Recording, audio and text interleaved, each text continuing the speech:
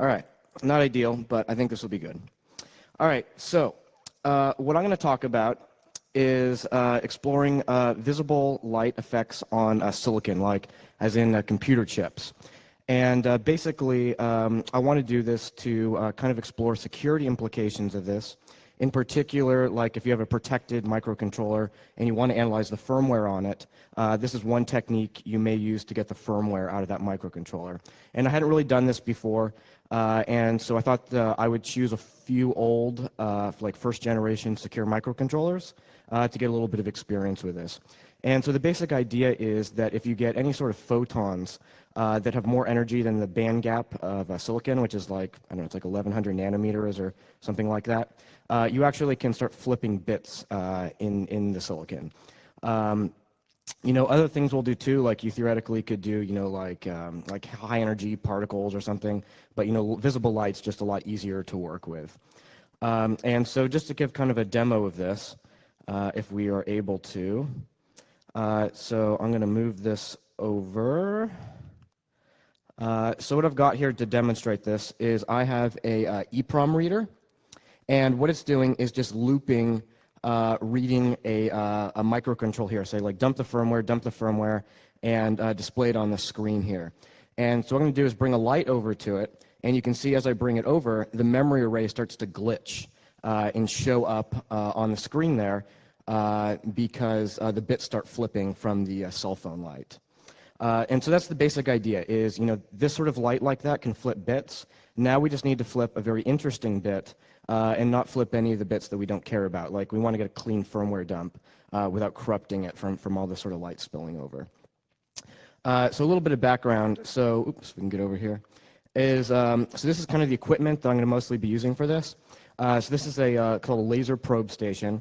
And in particular on it, there's like a high power pulsed laser that can be used to deliver like a quick, high energy blast to the chip for like a really strong, quick glitch.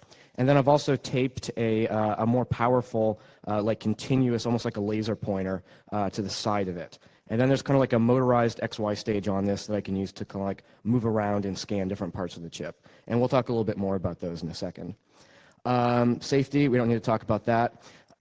So a lot of these chips have like a UV erasure sort of window. So part of the reason why they were chosen was it's really easy to just kind of expose the silicon. But just to kind of reduce some effects of the window distorting, I took a milling machine and just kind of like carved out this quartz window to get more direct access to the dies. And there'll be two chips I'll be targeting, which are like first generation-ish.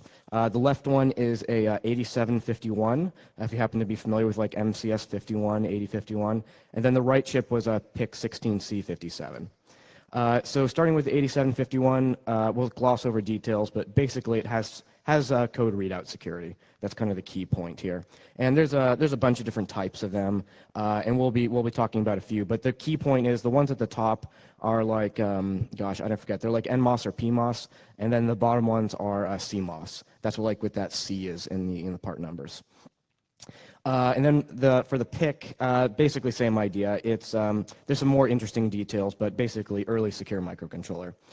And the reason why I chose the PIC was because a friend of mine had actually done some work, and so if I ran into problems, I figured like, okay, I would just bug my friend. Unfortunately, he did the one on the right, which was the 57C, and I had the 57, and so they actually turned it out to be a completely different silicon layout, and so that didn't turn out to be any help, but whatever, it didn't really matter. And so the first thing I started playing with was trying to use this high power laser.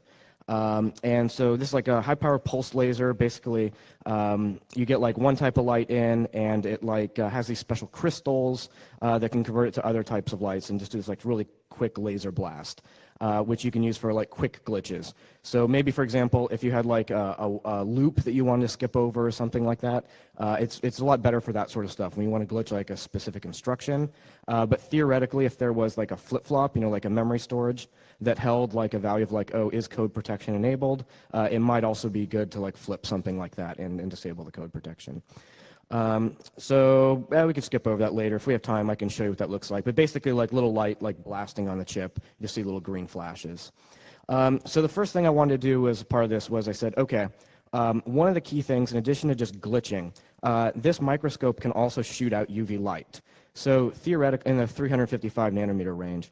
So theoretically, people will tell you that these EPROMs, which is like where the security fuse would be, will start erasing below 400 nanometer. So the 355 nanometer laser, theoretically, I should be able to erase the security fuse. Unfortunately, I just like shot this thing overnight at like basically like just below damaging the chip, and it still didn't flip any bits in the memory. So this basically didn't work. In fact, you can even see I like shot too hard there, and that's what that picture is. It actually blew a hole in the memory array. And then I also tried a like a UV lamp in kind of a similar wavelength and just let it sit for a while, and it doesn't flip any bits. So you really need like weeks or something like that if you're going into these sort of ranges. So not going to work, unfortunately. So the next thing I try to do is just do like a glitch where I just like XY scan, like try to different locations on there. I got a few things to kind of like glitch the chip a little bit, but nothing that was like exploitable. But I said I'd try something else. So I tried the pick next, and this one was a lot more like optically active. So that map on the right was a bunch of locations that kind of like did something, like read out something on the EEPROM reader. Unfortunately, nothing was exploitable on this either that I found, but it looked like there was a lot of potential there. So if I played with it a little bit more, maybe could find something. And eventually, I think I hit something, as put the chip into latch up, and it just fried itself because it drew too much power. But yeah, it was kind of fun. So the next thing I said was, okay, let's try these like laser pointers. So first thing I said was, okay, I've got this really high power laser that you use like for like eye surgery or something like that. And in the high power pulse laser, there's like a targeting laser port that goes through the microscope. So first thing I did was I shot it into that fiber that you can see there, and just kind of projected it onto the die. But unfortunately, there's just a lot of losses in this system, so the actual amount of power that went onto the chip was very low, and I wasn't able to get anything to actually flip on the chip. And in fact, the other thing too is there's like a safety system in this laser, so it doesn't like blind the operators, and that also filtered out additional stuff. So like basically no light almost went to the chip.